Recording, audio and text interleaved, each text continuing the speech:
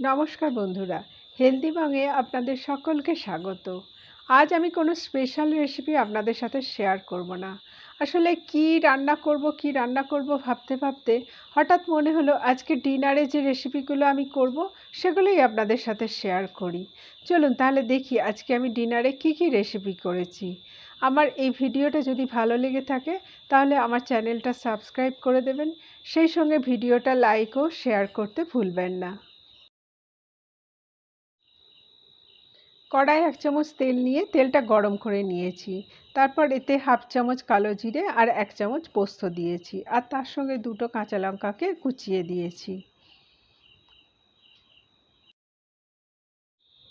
ফোড়নটাকে কয়েক মিনিট ভেজে নিয়ে এতে কাটা ঢ্যাঁড়সগুলো দিয়ে দিচ্ছি। তারপর গ্যাসের ফ্লেমটা মিডিয়ামে রেখে ঢ্যাঁড়সগুলো ভেজে নেব, আর এতে হাফ চামচ নুন দেব। এইভাবে ঢ্যাঁড়সটাকে বেশ কয়েক মিনিট ধরে ভাজবো। সেই ফাঁকে মটর ডালটা সেদ্ধ করে নিই। আমি এখানে 1.5 কাপ মতো মটর ডাল নিয়েছি। এই মটর ডালটাকে ভালো করে ধুয়ে প্রেসার কুকারে দিয়ে দিচ্ছি, আর তার সাথে হাফ চামচ নুন দিচ্ছি, আর 4টে কাঁচা লঙ্কাকে চেরাই করে দিয়ে দিচ্ছি, আর কিছুটা জল দিয়ে মটর ডালটা সেদ্ধ করে নেব। দেখুন ঢ্যাঁড়সটা ভাজা হয়ে গেছে। এখন ঢ্যাঁড়সটাকে একটা বাটিতে তুলে নেব।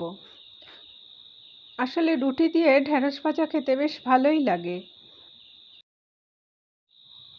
এখন মটর ডালটা করে নেব, তাই কড়াতে 2 চামচ তেল নিয়ে গরম করে নিয়েছি, আর তাতে হাফ চামচ জিরে ও একটা শুকনো লঙ্কাকে কুচিয়ে দিয়ে দিয়েছি। ফোড়নটা একটু ভাজা হলে তাতে কেটে রাখা সবজিগুলো দিয়ে দিয়েছি। আমি এখানে একটা গাজর, একটা মূলো, 2টো রাঙা আলু আর কয়েকটা বিনসকে লম্বা লম্বা টুকরো করে কেটে নিয়েছি। সবজিগুলো এইভাবে কিছুক্ষণ ভেজে নেব, ততক্ষণ রুটিটা করে নিই। দেখুন রুটিটা আমার বেলা হয়ে গেছে, এবার রুটিটা সেঁকে নেব। এইভাবে আমি সব রুটিগুলো করে নেব। তারপর আবার মটর ডালটা করে নেব। মটর ডালের সবজিগুলোকে ভালো করে ভেজে নিয়েছি, আর সিদ্ধ করা ডালটা এখন কড়াই দিয়ে দিচ্ছি।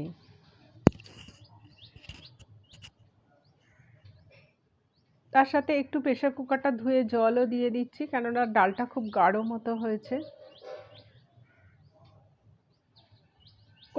কোনো হলুদ কিংবা মশলা আমি এতে দেবো না। শুধুমাত্র 1 চামচ চিনি দিয়েছি, আর অল্প একটু নুন দিয়েছি। নুন চিনিটা আপনাদের টেস্ট অনুযায়ী দেবেন। এইভাবে ডালটাকে বেশ কিছুক্ষণ ফুটিয়ে নেব, যাতে সবজিগুলো সেদ্ধ হয়ে যায়।